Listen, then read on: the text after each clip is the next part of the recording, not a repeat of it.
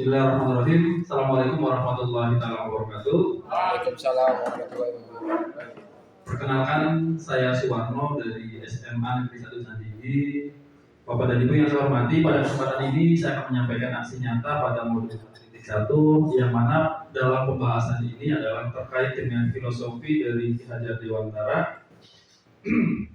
Di mana dari filosofi pendidikan menurut Ki Hajar Dewantara yang akan saya paparkan pada kesempatan yang baik ini yang pasti adalah terkait dengan perasaan saya selama melakukan perubahan yang terjadi dalam kelas, di mana selama mengikuti pendidikan guru penggerak pada modul 1.1 ini pastinya mungkin banyak kejadian-kejadian yang mungkin harus saya evaluasi. Salah satunya adalah pembelajaran yang sering saya lakukan selama ini, yaitu terbiasa dengan pembelajaran terpusat pada peserta didik, dan setelah mengikuti pendidikan guru penggerak, akhirnya saya menyadari pembelajaran yang paling baik adalah pembelajaran yang harus terpusat pada peserta didik atau student center.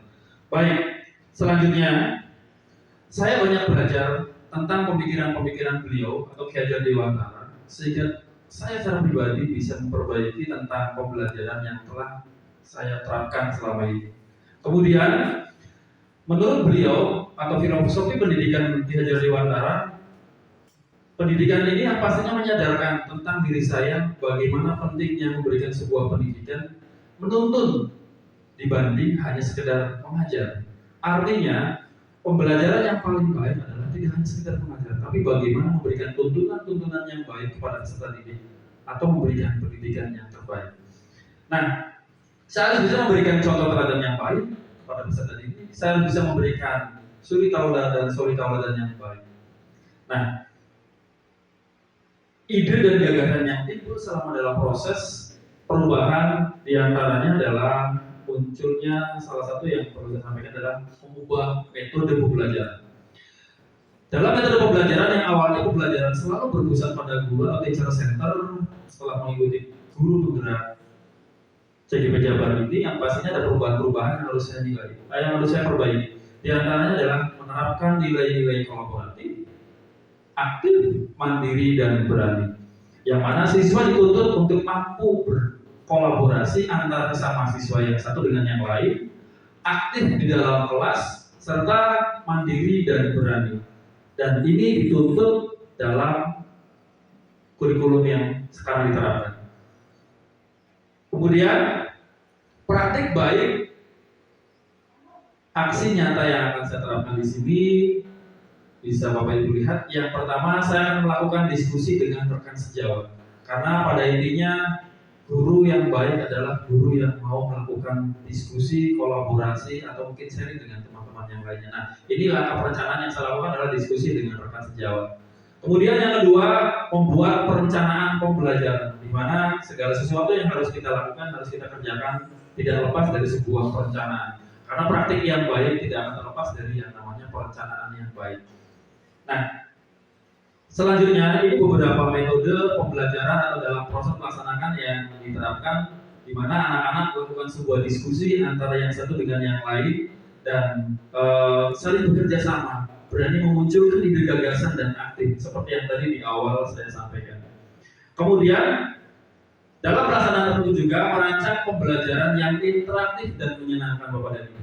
Pembelajaran yang interaktif dan menyenangkan ini yang pastinya menjadikan murid sebagai subjek pembelajaran, bukan sebagai objek. Akan tetapi anak-anak akan mampu mengaplikasikan kemampuan diri.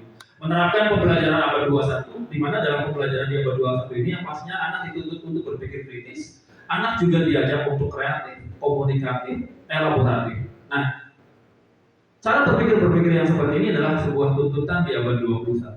Kemudian menuntun anak sesuai dengan kodratnya. Nah, ini refleksi yang coba saya terapkan, di mana ada tantangan dan solusi. Dalam tantangan, peserta didik belum terbiasa dengan pembelajaran yang berpusat pada peserta didik atau murid. Yang kedua, beberapa siswa masih resisten dan belum terbiasa dengan menggunakan media pembelajaran interaktif, di mana solusi dari tantangan ini yang pertama harus membiasakan pembelajaran yang berpusat pada murid, termasuk guru yang lain. Yang Solusi yang kedua, ada bimbingan khusus atau individu dalam menggunakan media pembelajaran yang interaktif sebelum pembelajaran dimulai. Artinya media-media yang kita pakai sesuai dengan pembelajaran yang nantinya akan kita terapkan. Kemudian ini testimoni yang telah diterapkan oleh rekan sejawat kami, Saudara Bilda Agustianisti. Mudah-mudahan apa yang diterapkan oleh beliau menjadi pembelajaran dan bahan-bahan evaluasi kita ke depan. Baik, itu saja yang bisa saya sampaikan. Barangkali ada pertanyaan, monggo dipersilakan. Oke, terima kasih Bapak dan Ibu dan menyimak dengan baik testimoni dan diseminasi ini yang pastinya kita tutup dengan sama-sama dengan adalah alhamdulillahirobbilalamin. Assalamualaikum warahmatullahi wabarakatuh. Suara, Bro.